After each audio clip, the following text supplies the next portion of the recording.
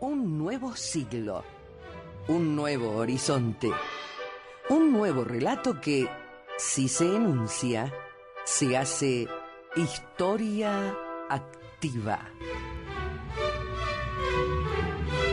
Muy buenas tardes, iniciamos otra edición de Historia Activa y otra semana en Historia Activa, y como todos los días hábiles y feriados le decimos, clave la sintonía en el 960, nuestra amplitud modulada. Historia Activa, un programa hecho por historiadores para usted, con la producción general de Rosa Grintal, de nuestro historiador asociado Alejandro Cruz. Buenas tardes, Alejandro. Buenas tardes, José Luis. En la investigación bibliográfica, Clara María Vargas, y quien les habla en la dirección general, José Luis de Orlando. Los invitamos a escuchar este programa de historia dedicado a usted. Y bueno, nosotros vamos a continuar con lo que dejamos el viernes, que es hablar de las memorias poco tratadas del general Paz, así como hemos hablado de las memorias que hicieron, digamos, desde el punto de vista de la literatura, sufrió cierta censura de los coetáneos y contemporáneos y camaradas de armas de Paz. También vamos a hablar de los críticos también, de realmente, porque, bueno, aquí en el perfil de Facebook, ¿no es cierto?, Alejandro ha puesto dos fotos, dos daguerrotipos que son bastante, digamos, resaltadores de una personalidad, ¿no? Emblemáticos, si se quiere, ¿no? Así es, de una personalidad bastante fuerte, ¿no? Un hombre de labios apretados. Con cierto humor parece, pero... Con cierta ironía en la mirada, pero con las comisuras hacia abajo. Eso da la pauta de que es una persona grave, severa, ¿sí? Y que tiene mucha decisión. El de hoy corresponde a un daguerrotipo de su edad madura, pero el que publicamos anteriormente correspondía más a una etapa más adulta, más cercana a la ancianidad, ¿verdad? Claro. Donde se nota aún más esos rasgos de las comisuras hacia abajo, los labios finos y apretados.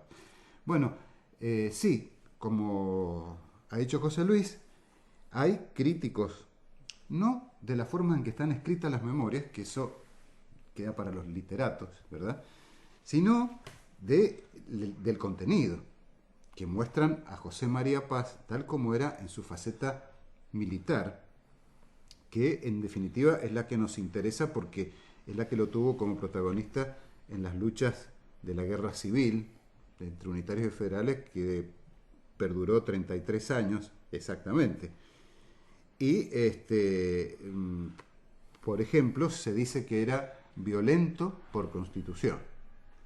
Y esto lo dice Pablo Ferré, o sea, su aliado y asesor, etcétera, en sus propias memorias, en las memorias de Ferré. Y esto parece corroborarse con lo que escribe Paz en sus memorias, a su vez. Por ejemplo, dice, respecto a la política del terror o a la metodología del terror, dice José María Paz: estando Rosas desde tan largo tiempo en posesión exclusiva de esta arma, era más difícil de lo que se piensa arrancársela para servirnos de ella. Y añade José María Paz: forzoso era, pues, resignarnos a combatir de otro modo, contentándonos con aquellos actos de severidad, si se quiere, pero que son reclamados por la justicia y por la conveniencia, para que no se interpretase nuestra moderación como una muestra de debilidad o de temor. Esto está en el tomo 3 de sus memorias, en la página 48. Es decir, que los unitarios, con Paz a la cabeza, no era que renunciaban al terror como método, ni por convicciones, digamos, sino que lo hacían por la impotencia de no poder arrancarle a Rosas el propio terror de los federales.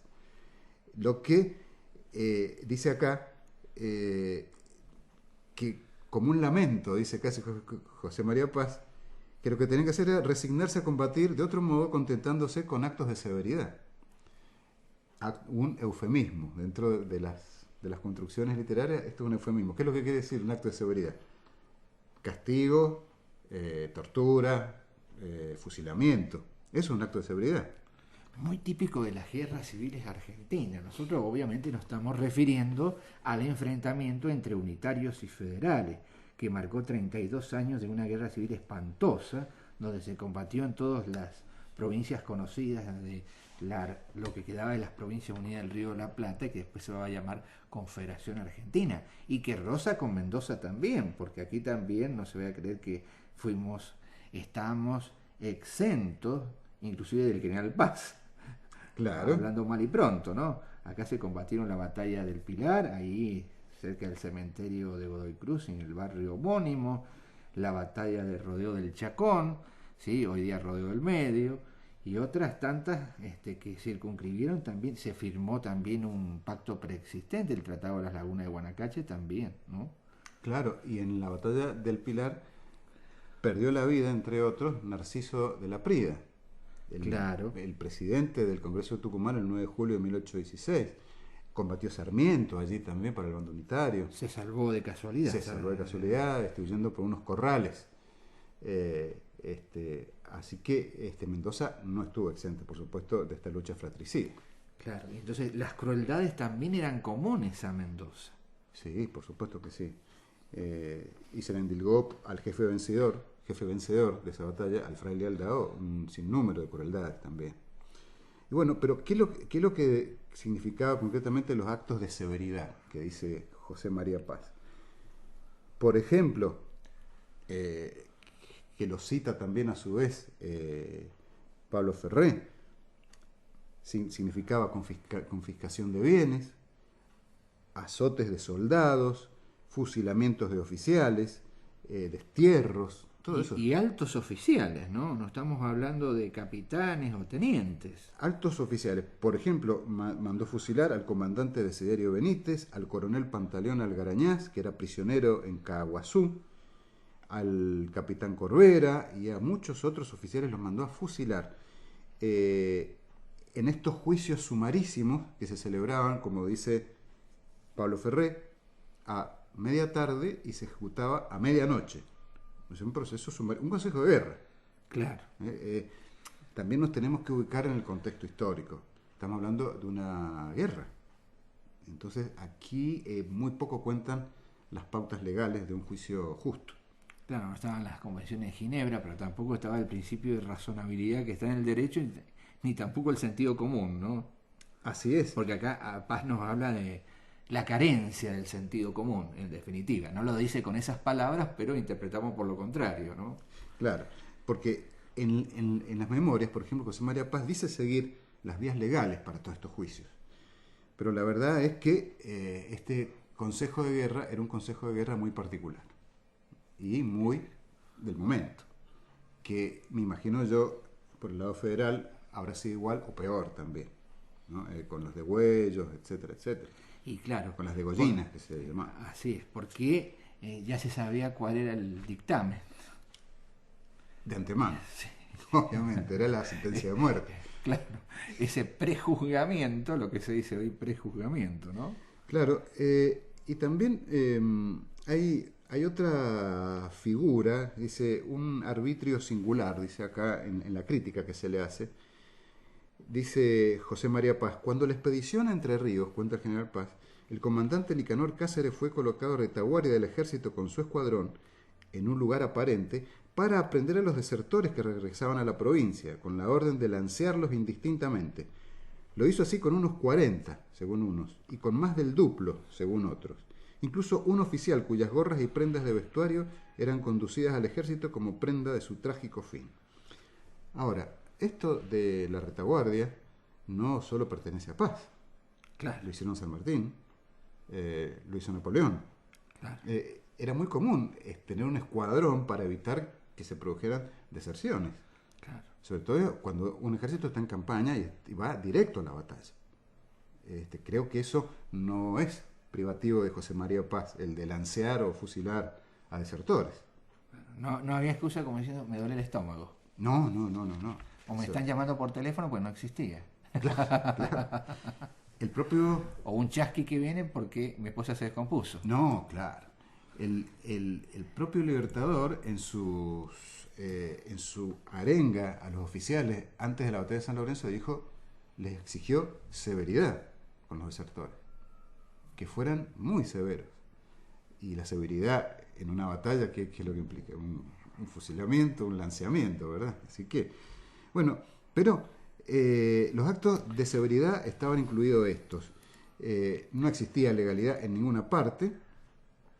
Y hay un parte del general Garzón, el 25 de enero de 1844, que al anunciar que los hombres de Madariaga saquearon el pueblo de Salto Grande, y cometieron todo tipo de excesos en él, y que 2 oficiales fueron tomados prisioneros de la división del teniente coronel don Lucas Moreno, han sido degollados por orden del salvaje Madariaga. El salvaje Madariaga respondía a José María Paz.